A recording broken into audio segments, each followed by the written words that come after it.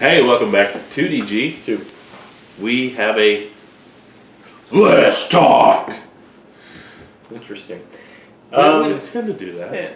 Yeah. So we haven't done one of these in a while, and there's a couple different topics we want to address. First one. Should we lay out the syllabus? Yeah, let's do that. We're going to start with is craft beer dead? Dying, as it were. Which is kind of an alarmist. Yeah. Because that's the way I took it. And then maybe one or two other things. But yeah, remember what those are the two big ones. So let's start there. Is craft beer dead or dying? And I'll let you go. Okay, and this was brought up to us because pastemagazine.com. Which I'll openly admit I'm not a huge fan of Paste, but anyway. Yeah, that's fine. I'd never really read Paste, but they put out an article. It was written by Jim Vorel on January 2nd, 2018 at 9:05 a.m. And what it was, quote, craft, end quote, beer is dead in 2018. So craft beer is dead in 2018. So what is independent beer worth to you? Now, when I first saw the headline, I thought, I had mixed feelings, actually, because I've been saying that the craft movement has been faltering lately and really falling down. And the whole drink local seems to be struggling lately. You don't see it the way you did. It's like Trump got elected and we just quit doing that stuff. Well, I'm not saying it's Trump's fault. I'm not that person. And I'm not saying it's... Anyway, I'm not going into the politics of it. But what I'm saying is it seems like just all of a sudden, the people who were promoting local and craft and all that stuff couldn't find it in their heart to not continue to support that. They had to go attack mode on something else, so 100% whatever. So anyway, I thought at the time that the guy was either going too far or just right, but I had to read it to find out. Well, basically what I think the overall message to his, not to him, to the guy that wrote the article, his overall message, and the way I interpreted it was, the pie got too big for what it was. So you have your mainstays in the United. We'll just talk United States right now. So you've got Anheuser-Busch, you've got Miller, Coors. So your big three. So Miller, Coors, and Budweiser. That was rather two-ish, though, wasn't it? Yeah. And then you had. That was when we first started. They had like 97% of the pie or something ridiculous like that. And then you had like your couple independent guys that were huge: Yingling, Sierra Nevada, Boston, the Boston Beer Company, which is Samuel Adams, and then New Belgium. Were kind of like your big four-ish, so to speak. And then you've got your subclass ones that got big from there: Stone, Dogfish Head, Oscar Blues. Goose Island, that kind of thing. So basically what happened is the guys got big, well, relatively speaking anyway, but after that they got the explosion of craft beer happened about, what would you say, about 2014 or so? I'm going to go a little before that. I think we came late, but... Well, yeah, but I'm talking like at peak. So 2014, 2015, yeah. And even 2016 at the latest. Yeah. It was probably the biggest that it's been. And breweries still open up every day. And there's still more now than there ever was. But fact of the matter is, I think people get into it for the wrong reason. A lot of them got in, I don't believe, just because they wanted to do it, because they thought they could bring something new, because they enjoyed it. I think a lot of them got into it because... That was the other. Yeah, well, that's what we're doing here. I know, but I'm saying it was all tied in. I think they got into it to make money a lot of times. So for me, I'm not a big cliche person. So when I get on somebody's website, and they're like, well, we just wanted to do it because... what's one of the cliche things? We thought we could do it better or something like that. It's like, well, obviously you thought you could do something different. You don't need to put that on there. It's very redundant, and I don't like it. It seems disingenuous. But there are Johnny-come-latelys who just get into it to make the quick dollar and get out. So basically, it started, I believe, anyway, with Goose Island. They were the first kind of big guys to fall, and then it was your other big one, which was Lagunitas, and then I think Ballast Point was a big surprise. Ballast Point, Green Flash, I think, as well. Just anyway, your bigger guys started to sell out. And then you get some like Founders, who I love dearly, but they sold 30% of their business to a Spanish company. And that's part of the crux of the question that the man proposes, is, how much okay, we all know that the craft people tend to not support the macro breweries, the big three. But at what point, at what percentage, Mr. Craft Man, do you consider no longer supporting that? I mean, we've already talked before that we don't really support Goose Island outside of a couple beers that are just great, and you can't help that. But it's twofold as well, because once you get to a certain size, you're no longer craft. But that was the other argument. Well, right, because once you get to that size, Yuengling, Boston Beer Company, Sierra Nevada, blah, blah, blah. Sam Adams. That's what I just said. Boston Beer Company. Oh, yeah, okay. Sam Adams, same thing, if you didn't know. No, he's right. Once you get to a certain size, you lose that anyway, and then you start to acquire different breweries. However, in his article, he mentions that the, what's the brewing group? God, that's terrible.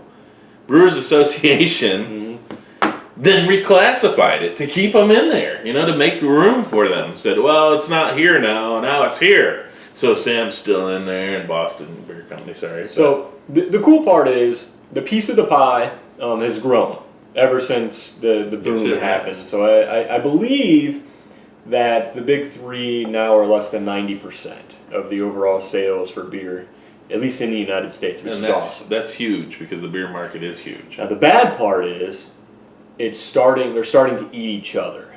So you're having craft by craft. Which is another Let's Talk. Go back and watch. Yeah. Big one, Oscar Blues bought Cigar City. And some of the big ones. A couple. Yeah. Once that starts to happen, then they start to become, I think, kind of what the whole point of the revolution was about, which is to not have a huge conglomerate kind of dictate what beer is. And your little guys, unfortunately, especially like your local stuff, they die out because they lose support. People start to not support them either because of, they're more expensive because they do, outlandish stuff, or, they're just not well known, so you're not going to go there. And we're guilty of that. Well, and the fads shift. And let's face it, the majority of your marketplace is fad followers. Right now, in terms of the alcohol business, I think now it's more of a whiskey-dominated scene, in my personal opinion, which isn't a bad thing. It's just a lot of people that, like you said, it's a trend, so they ebb and flow with it, and now it's starting to go away. And he's covered that a couple of different times, at least with some of our Dark Lord videos. He's talked about it, and you can definitely start to see it happening, which kind of sucks. Now, what that does is then kind of forces some of your guys like Stone and Dogfish Head, which are two of the biggest ones in terms of still holding up the middle finger, not buying anybody else, continuing to just expand their name. You could throw Brewdogs in there too, because they're in America now. Small. Yeah. And then some of your smaller guys like Floyd's, who viciously independent.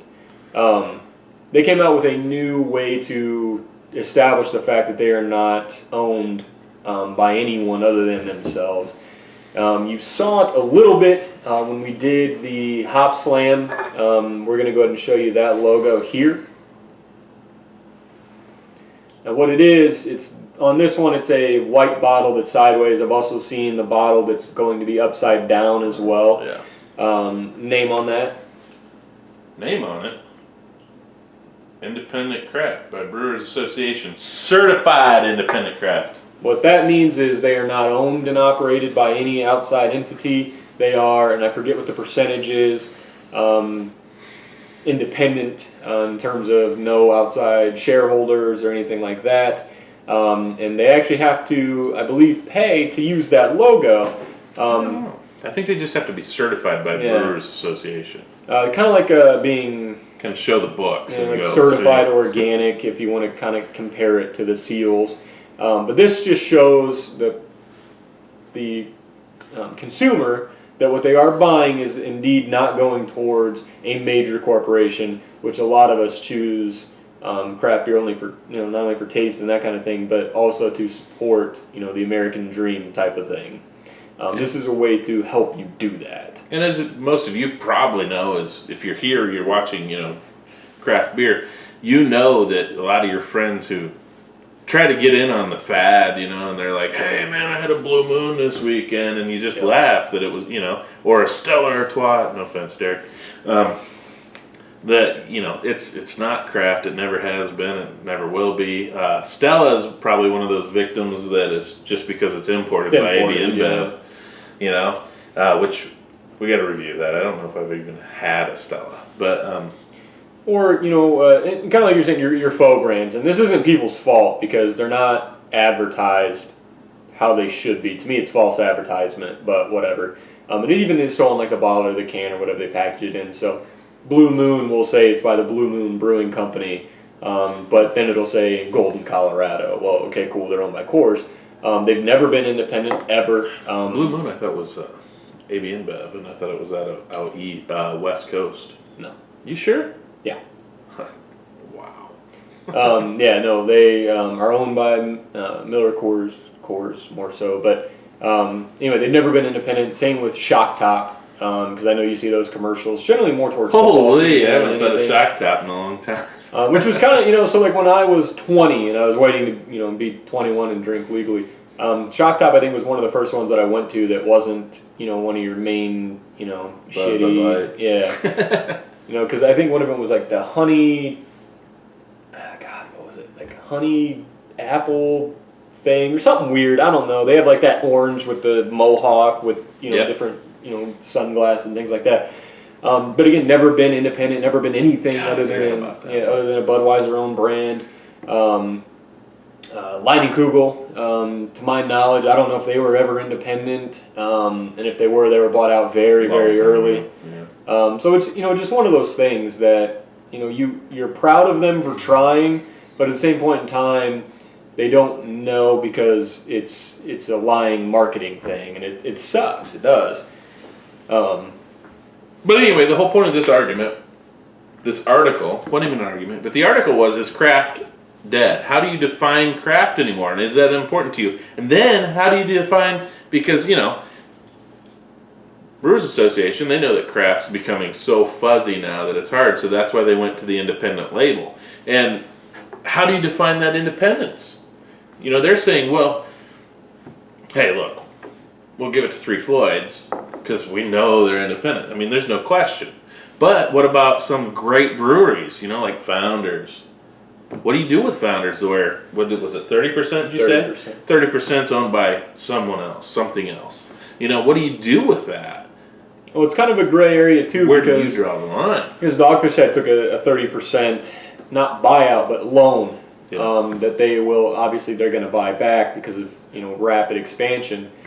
But even then, sometimes I don't agree with that because Stone's never taken money that I know of in terms of an equity stake to expand. That's true. And they've gone coast to coast and then intercontinental. However, we do know that they've had to scale back, too. Have they? They laid off. Oh, yeah, they did. That's one of those things where, okay, they didn't, but did they overextend themselves? Yeah. Or Bell's, which is, huge. I think, what'd they say, 38 states, something like that they're in. Wow. Granted, they've been around for a long time, but at the same point, they've done it all organically. Yeah.